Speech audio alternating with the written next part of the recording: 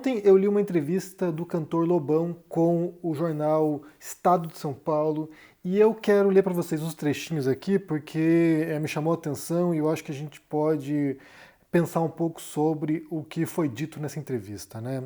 A entrevista ela fala sobre 50 anos de carreira do Lobão e os shows que ele está fazendo, mas num ponto da entrevista chega ali sobre a questão política. Não sei se vocês se lembram, mas o Lobão foi alguém que encampou o bolsonarismo, foi um cabo eleitoral do Bolsonaro.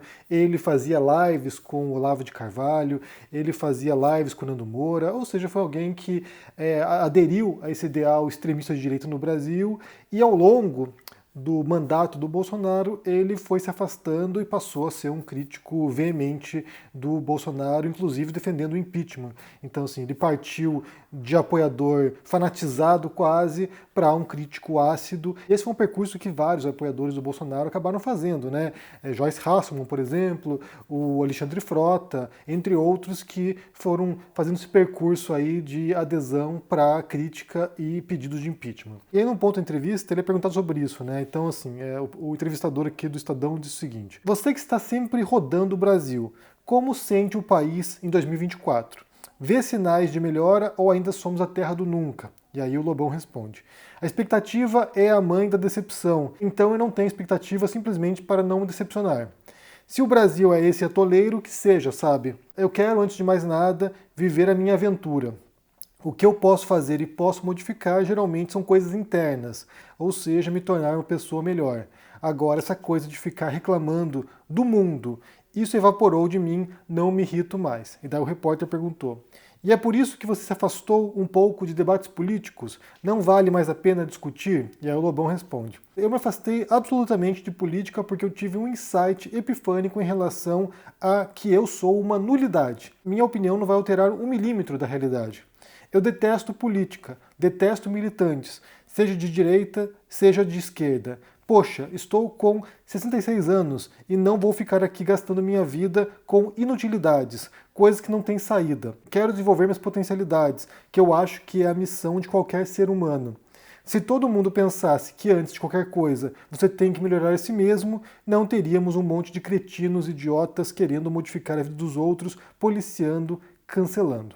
Então ele vem aqui com uma visão bastante nihilista política, né, de que, bem, não tem nada o que fazer, então eu vou ver minha vida, então vou fazer aquilo que eu posso fazer dentro das minhas perspectivas, né, que tem um pouco, inclusive, de um certo estoicismo aí, né, então assim, eu vou tentar nesse mundo que é de sofrimento, de dor, de, sabe, de desgraça e de dificuldades, eu vou tentar aqui viver de maneira mais ética possível, que é uma ideia que está bem em voga atualmente, né, muita gente tem aderido a esses ideais aí, eu vejo muitos livros de autoajuda com uma pegada estoica. Então, o Lobão parece nesse sentido. E aqui a gente tem que entender que há muitos problemas nessa fala do Lobão, mas também há alguns pontos a serem considerados ali que talvez a gente possa pensar um pouco sobre isso, né? A primeira coisa é que não existe nada fora da política. Então, assim, a gente entende, né, quando fala de política, quando o Lobão fala de política aqui, ele deve entender essa questão institucional, né, a política partidária, a política dos governos, a política, sabe, do Congresso, os deputados, senadores, presidentes. Essa é uma parte da política, né, esse é um aspecto da política, esse é um aspecto institucional. Então, assim, é quando você, no sistema vigente no seu país, que pode ser um parlamentarismo, uma monarquia parlamentarista, um presidencialismo como no Brasil, que pode ser inclusive em outros formatos, né? Uma ditadura, por exemplo, também existe política ali no interior. Então, assim, não existe nada fora da política, mas você tem um aspecto, que é um pequeno aspecto, que é a política institucional, que é a política de quem manda, que é a política de quem detém o poder. E aí, o que acontece, geralmente, em democracias contemporâneas, né, é que há uma tendência, e é um objetivo, inclusive, de diluição do poder. Quanto menos poder as pessoas tiverem, melhor. Então, assim, a ideia é justamente você fraturar as instituições de poder, as instâncias de poder, de modo que as pessoas sejam obrigadas a se articularem, a criarem alianças, a criarem, sabe, relações com demais políticos para poder avançar suas pautas, de modo que uma única pessoa não possa alterar tudo, não possa conduzir o país em uma certa direção. É claro que você tem a figura do executivo, né, do presidente, que acaba ditando os rumos do país durante um período, durante 4 anos, mas na prática você tem muitas instâncias políticas que controlam também o que pode ser feito e o que não pode ser feito. Tem a lei, tem a Constituição, ou seja, há uma série de restrições ao que pode ser feito. Inclusive, o Lobão me parece, né, assim como outros, daqueles que pensaram que as instituições, as leis, sabe, os regulamentos que existem controlariam o Bolsonaro. Ou seja, ele vai lá vencer a eleição, ele pode ter um discurso extremista, ele pode ter um discurso de querer romper com tudo, mas na prática as instituições vão segurar esse discurso e ele vai ser obrigado a moderar o discurso. Eu acho que muita gente pensou isso. Muitos direitistas foram nesse sentido. A Vera Magalhães, por exemplo, dizia isso. Então, assim, você tem figuras que estavam na mídia, que estavam no debate público, que vendiam essa ideia de que, uma vez no poder, Bolsonaro seria o moderado. E aí o que acontece não é isso, né? A gente alertou isso ao longo de 2018, durante a campanha eleitoral, a gente falou muito sobre isso, que você não poderia esperar que alguém que vem com um discurso de ruptura, alguém com um discurso antidemocrático, um discurso de perseguição de minorias, uma vez no poder fosse mudar de ideia. Não ia mudar de ideia. Mas, de certo modo, ele foi constrangido pelas instituições. Felizmente, né? Basta pensar em todo o processo ali de contenção de estragos feito pelo STF e pelo Alexandre de Moraes. Se hoje o Brasil não está numa ruptura democrática, em grande parte se deve à atuação do STF, porque o Congresso, em sua maioria bolsonarista, estava alinhado com ideais bolsonaristas. Então, assim, a política institucional, essa política que o Lobão está reagindo contra, né, que está aqui repudiando, eu detesto política, é um aspecto. Porque todos os demais aspectos são aspectos que estão presentes no nosso dia a dia, você querendo ou não fazer política. Então, assim, quando você é um artista, no caso do Lobão, vai lá, compõe músicas, faz shows, ali também há uma atuação política. A música não precisa ser engajada para isso, a música não precisa ser, sabe, voltada para questões ideológicas e, sabe, debatendo problemas do Brasil, como já foi feito muito no rock and roll brasileiro. Ela pode simplesmente ser feita e ali você está inculcando uma série de ideias. Quando ele vem e diz que, não, meu objetivo agora é moldar a mim mesmo e não o mundo, isso é uma posição política também. Isso também determina aquilo que ele entende que é a atuação de um indivíduo numa sociedade complexa com muitos milhões de cidadãos. Então, assim, o modo como você vai lidar com essas questões, o modo como você vai lidar com a sociedade, com o seu estado, com o seu país, com os seus candidatos, se você só vai se importar com política de 4 em 4 anos nas eleições, ou se você vai ser engajado, vai ser militante, vai ser partidário, isso tem a ver com muitas esferas de participação política possível. Um escritor pode estar atuando politicamente dentro da sua atuação literária sem precisar ser um militante, sem precisar estar lá dentro de um partido erguendo bandeira. Então, isso é importante compreender, que não há fora da política. Você pode ter uma aversão, por muitos motivos, à política institucional, mas não quer dizer que você não esteja atuando no seu mundo. Não quer dizer que você não esteja moldando o seu mundo de acordo com aquilo que você entende como sendo a sua visão. Que você acha que é aquilo que é bom, que é aquilo que você acha que é o correto, aquilo que você acha que deveria ser feito. Então, a gente faz isso em muitas instâncias. É claro que, como eu falei, é uma escolha. Nem sempre é uma escolha, mas geralmente é uma escolha, né? Você vai lá e você observa, não, esse problema me afeta. Eu era muito dessa visão do Lobão antes do Bolsonaro, né?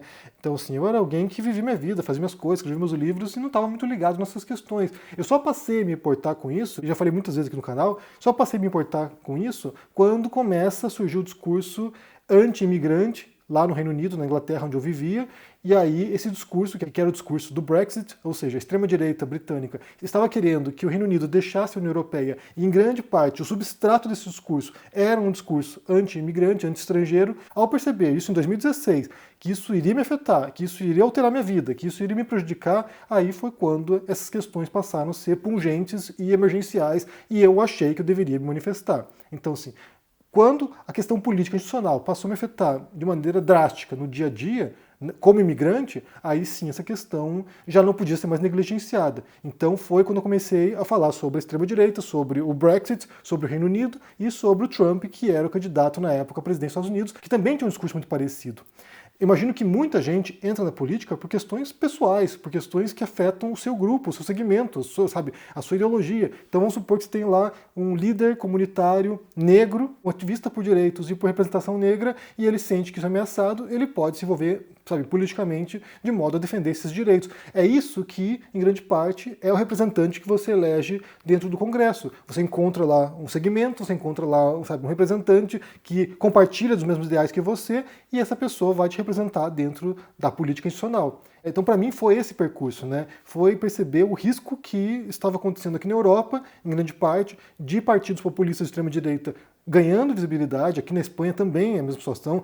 Nesse momento está acontecendo agora uma turbulência aqui na Espanha, porque a extrema-direita, junto com a direita tradicional, conseguiu avançar uma denúncia contra a esposa do atual primeiro-ministro aqui na Espanha, que é o Pedro Sánchez, e avançaram essa denúncia com base em fake news. E isso foi aceito agora para investigação. E agora o primeiro-ministro está totalmente abalado e ele não sabe se ele continua ou não como primeiro-ministro. Amanhã ele vai revelar se ele abdica ou não, se ele, sabe, renuncia ao cargo ou não, porque isso está afetando a vida pessoal dele, a família dele. Então, assim, é um tipo de peso, né? Você está envolvido nessas questões, é um tipo de peso tremendo. O Lobão sabe disso, porque ele foi defensor do Bolsonaro durante um bom tempo. Tem um tipo de peso que impacta, sim, na sua vida. Isso pode destruir relações, isso pode criar inimizades, isso pode criar, sabe, uma série de transtornos para você que muitas vezes você não previa no começo. Você quer expor sua opinião, você quer expor suas ideias e ao fazer isso, numa sociedade complexa com muitas posições possíveis, você vai cair no radar de muita gente que vai te odiar. Eu sinto isso, né? Eu sinto isso todos os dias. Pessoas que me odeiam gratuitamente muitas vezes porque elas acham que eu estou errado e tudo bem achar que estou errado. Mas a reação ela é muito visceral, a reação é muito emocional e aí, claro que ultrapassa inúmeros limites, né? Então, assim, as pessoas ficam malucas na internet, ficam malucas. Então, assim, simplesmente essa posição dele ela é compreensível com base no modo como as pessoas procedem a partir dessa visão política, né? Porque as pessoas são intransigentes, as pessoas são intolerantes, as pessoas se unem pelo ódio. E aí é muito legal quando você encontra lá um objeto do seu ódio e você pode se organizar, né? Você pode se agremiar para odiar e atacar alguém. Então, eu compreendo, na verdade eu compreendo porque, como eu falei, durante um bom tempo foi o que eu pensei. Mas eu não acho que seja possível você se descolar da política porque ela faz parte de todas as instâncias. Só uma questão aqui importante, né, que vale mencionar também, eu falei muito isso ao longo do mandato do Bolsonaro e ao longo de todo esse período que eu falei sobre política, que não há o menor problema se a pessoa for, sabe, conservadora, ou liberal, ou progressista, ou comunista, ou o que quer que seja. São muitas posições possíveis, não são apenas essas quatro. Dentro do jogo político, tanto nesse aspecto singular, institucional, quanto na visão macro, há todas as posições possíveis, desde que elas não violem certas regras do jogo institucional, né? Desde que elas não sejam antidemocráticas, por exemplo, como é no caso do Brasil.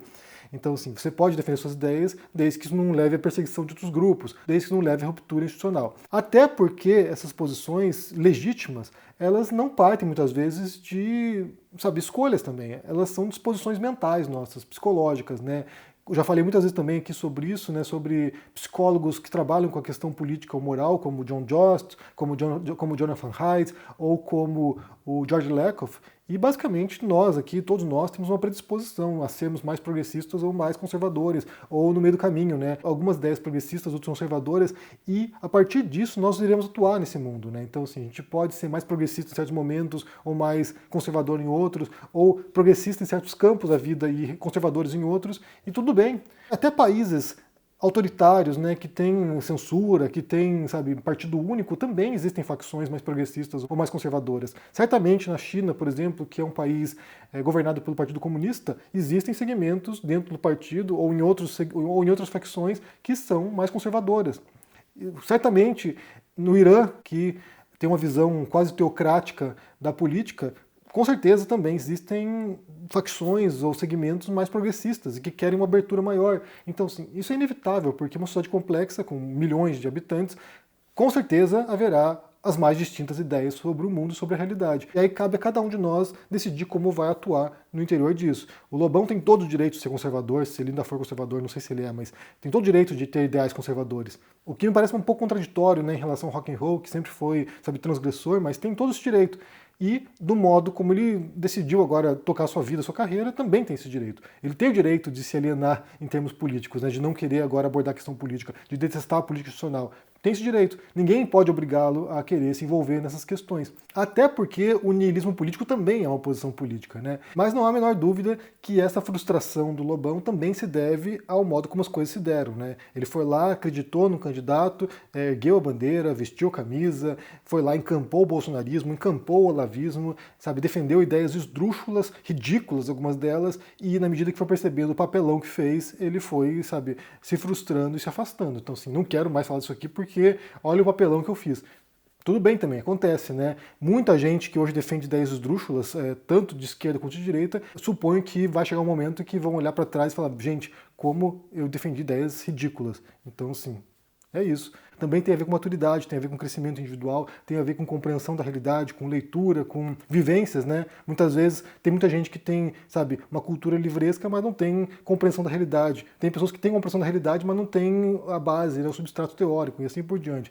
Bem, eu quero saber o que vocês pensam aqui sobre essa fala do Lobão, né, dizendo que ele detesta a política, que agora para ele o importante é desenvolvimento pessoal, é autoajuda agora. Agora para ele o importante é, sabe, se tornar uma pessoa melhor. Se é possível, na sua visão, se descolar disso, né, ou seja, sair da política, não vou fazer agora, não gosto, não me interessa, ou se nós estamos inerentemente vinculados a isso. Ao viver em sociedade, a gente está compelido a atuar politicamente, seja na instituição, seja de outros modos. Eu entendo que como escritor, para mim acaba sendo inevitável isso. As minhas ideias, elas estão traduzidas nos meus textos, e isso aqui também traz valores que podem moldar, de certo modo, a percepção de outras pessoas sobre essas questões. Então, assim, não me parece possível descolar, mas como é que você entende isso? Deixa aqui embaixo no comentário, deixa o joinha, se inscreva no canal aqui, ativando o sininho, isso é muito importante para ajudar aqui no engajamento. Se torne membro para dar uma força. E só lembrando que nesse mês de maio estarei em São Paulo ministrando uma oficina literária, ou seja, se você quer aprender a escrever melhor, se tornar um escritor, compreender os desafios da carreira literária,